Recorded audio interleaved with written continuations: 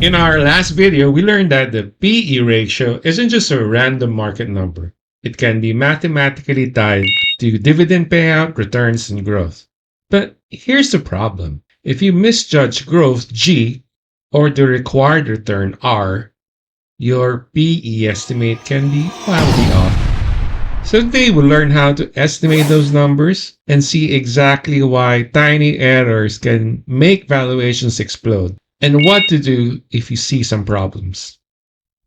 Let's start with the formula we derived last time. Price to earnings is equal to B all over R minus G. This tells us three things. P is the payout ratio, the dividends as a fraction of earnings. R is the required returns, what investors demand. And G is the growth rate, how fast earnings and dividends increase. Now, when R and G are close, the denominator R minus G becomes small, and the PE ratio shoots up. That's why high growth companies have very high PEs and why the opposite is also true. Anyway, how do we estimate G? There are two common ways, fundamental and historical. The fundamental approach uses ROE, and we can estimate that using DuPont models, and the retention logic. So it's G is equal to ROE times 1 minus B. So if a company earns 15% ROE and retains 60% of its earnings, then G is equal to 0.15 times 0.6. This assumes that the firm can maintain that ROE over time. Realistic only if competition and returns don't erode. You can also use historical or analyst-based growth. You can take a look at past earnings or analyst forecasts, but beware, past growth can be cyclical. So here's a rule of thumb. Fundamental growth tells you what's possible, historical growth tells you what happened, and the truth might lie somewhere in between. Estimating the discount rate. Next, let's talk about the discount rate R, or what investors require as compensation for risk. The most common model is the capital asset pricing model, or CAPM, which is this one. R equals the risk-free rate plus beta times or the risk premiums. So where R sub F is the risk-free rate, perhaps, for example, treasury yields, the market risk premium is RM minus RF, and beta measures how volatile the stock is relative to the market. So, for example, if the risk-free rate is 5%, the market premium is 6%, and your beta is 1.2, then R is equal to 5% plus 1.2 times 6%, or 12.2%. Now, that's your discount rate R, the return investors expect. Now, don't worry, we'll deep dive into the CAPM model in the future, so just note this for now. The point is that small differences matter. Assuming 10% instead of 12% can balloon valuations. Believe me, I participated in different mergers and acquisitions before, and it's always a contentious matter about what should be the discount rate R in the first place. There's nothing really written in stone. I've seen all sides of the story. Now, why PE ratios can fool you? Here's why PE ratios can be deceptive. Let's look at this example of B of 40%, a G that can run anywhere between 0 up to 12%, and R is also equal to 12% this time. We're going to compute this and we're going to use a data table, and please kindly take a look at the video description below for the Excel file.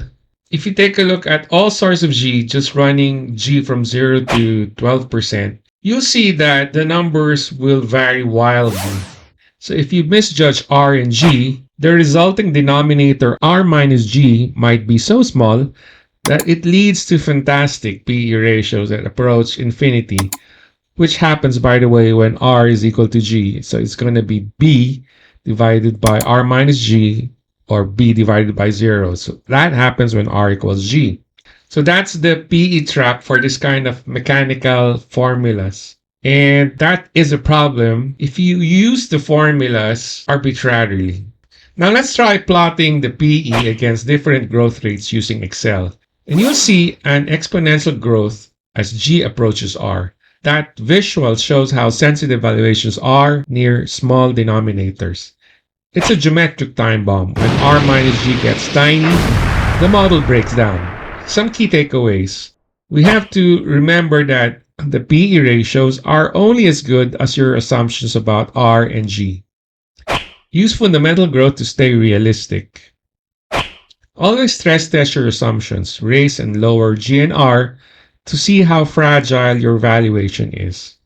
And finally, the most important point. Remember that these formulas come from a sum of a geometric progression with infinite payments, with dividends that grow at G% infinitely as well. In real life, that's not going to be true, so adjustments should be made. Check out our previous video on how these formulas were derived in the first place if you haven't watched it yet. It's going to be very useful for you to understand this and the shortcomings of the model therefore. As an alternative valuation model, given problematic inputs, instead of using the formula for infinite dividends with infinite growth rates, you might want to assume different assumptions of growth, like, for example, a two-stage or three-stage model, and assume a terminal value at some time in the future, like perhaps D sub n in the future divided by R, where there are no more dividend growth assumptions. We put together this spreadsheet where there's a growth rate of 15% for the first 3 years, 10% for the next 4 years, and then 0% growth afterwards. And the discount rate is all throughout 10%. Here, the growth rate exceeds R for the first 3 years, is equal to the discount rate R for the next few years, and then there's no more growth afterwards, but dividends are still assumed to be paid forever. If you were just taking a look at the mechanical formulas, you might think, there's no solution because the formulas are not going to work, so therefore there's no solution. However, there is a solution, but it requires junking the model because the infinity requirements on growth are violated, nullifying it. The alternative is to simply plug in a terminal value, let's say here at end of year 8, and then getting each and every expected dividend, and then using discount rates to get the present values. So you just use all the other dividends computed with the growth and then compute for the sum of the present values. And we're going to get a price of 911.97 over here. So there is a solution, except that it doesn't use the formulas because the formulas that we've used last time, the Gordon growth model, doesn't work with these kinds of inputs. So the lesson should be clear. When you understand the math behind PE, you won't fall for the illusion of cheap or expensive stocks. And you'll see the mechanics beneath the pricing model, and then therefore you can adjust accordingly.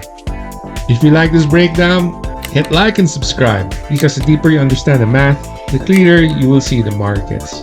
See you next time.